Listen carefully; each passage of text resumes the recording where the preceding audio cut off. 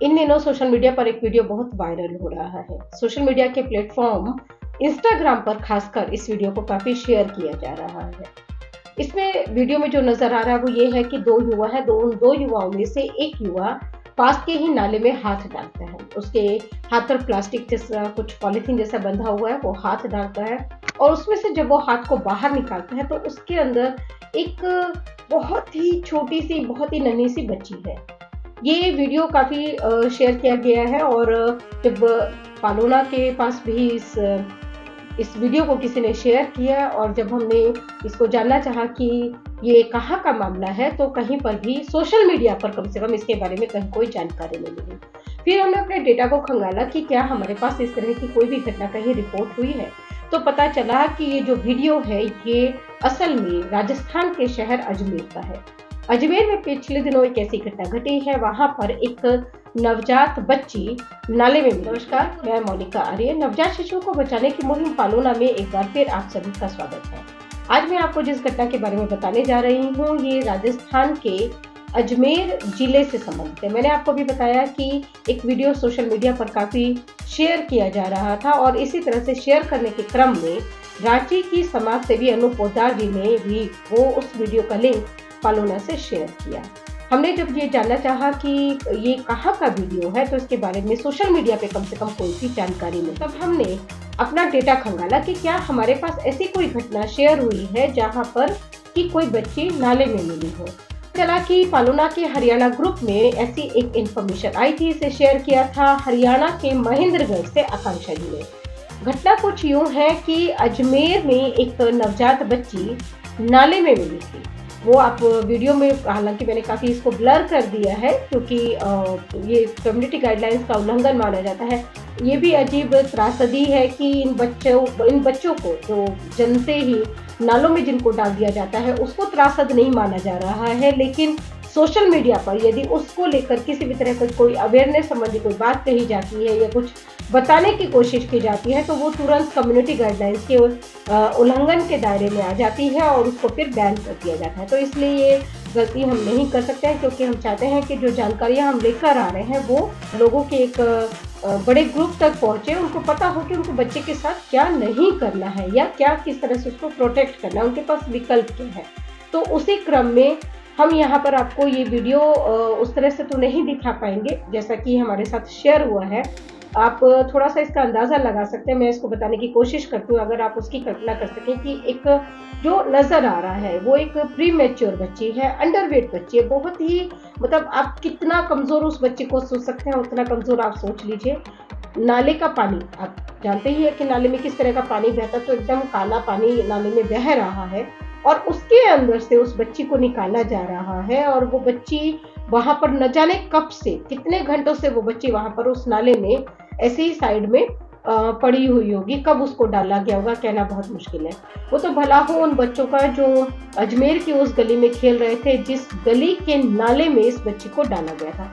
बता देती हूँ मैं, जो स्थानीय मीडिया की रिपोर्ट से हमें पता चला है, हमने हालांकि कोशिश की थी कि वहाँ पर अजमेर के कुछ मीडिया के साथियों से हमने इसको लेकर संपर्क भी किया था, लेकिन बहुत ज़्यादा जानकारी जो हम चाहते थे कि हमें मिले, अपडेट उसका कुछ मिले, वो नहीं मिल पाया है। तो जो भी अवेलेबल जानकारी हमारे पास है अभी वो हम आपसे शेयर कर देते हैं। उसके मुताबिक अजमेर के पहाड़गंज जटिया कॉलोनी में नाली में एक नवजात बच्ची मिली थी और ये जो घटना है ये 23 जनवरी 2024 की है, जो कि अभी हाल में ही बीता है।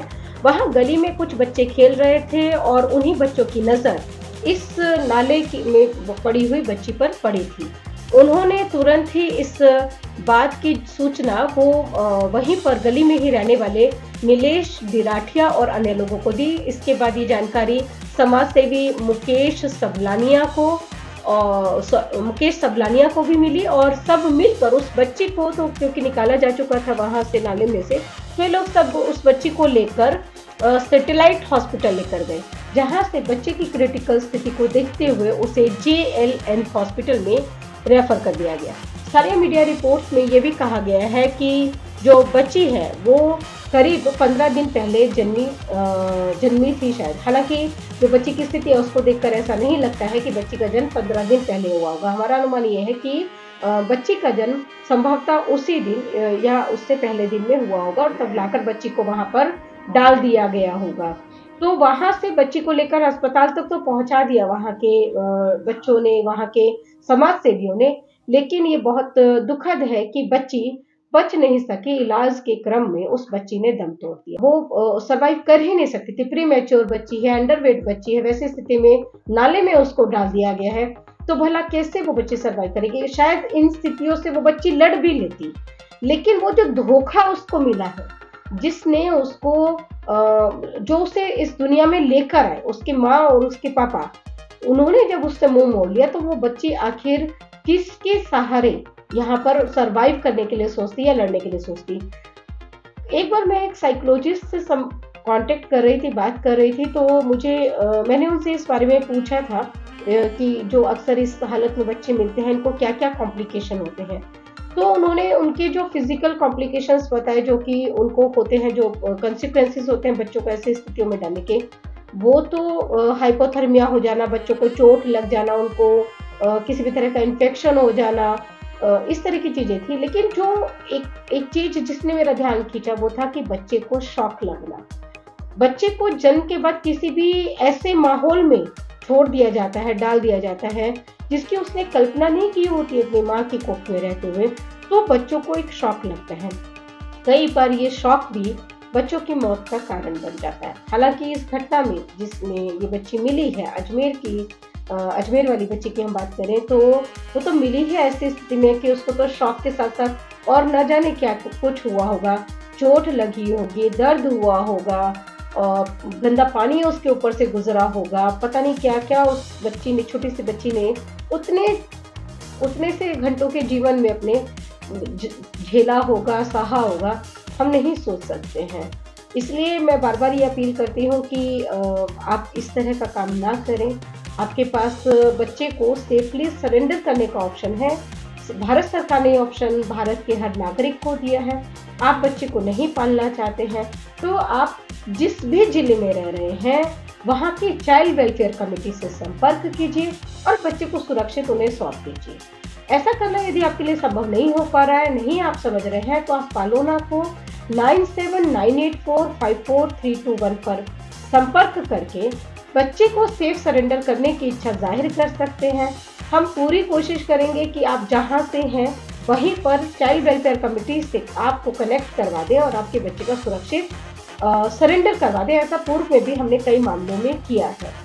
तो आप सेफ सरेंडर का रास्ता चुनें। कोई भी स्थिति है, कोई भी कारण है, कोई भी मजबूरी है, बच्चों को इस स्थिति में तो बिल्कुल न डालें जिस स्थिति में अजमेर में ये बच्ची मिली है। यहाँ से जाने से पहले मैं एक बार फिर से अपने उन्हीं सभी सूचनादाताओं का धन्यवाद अदा करना चाहूँगी जो पालोना से रेगुलर इस तरह की घटनाएं जब भी उनकी जानकारी में आती हैं तो वो शेयर करते हैं, क्योंकि किसी भी अपराध को रोकने का जो सबसे पहला कदम है वो है उनको दर्ज करना।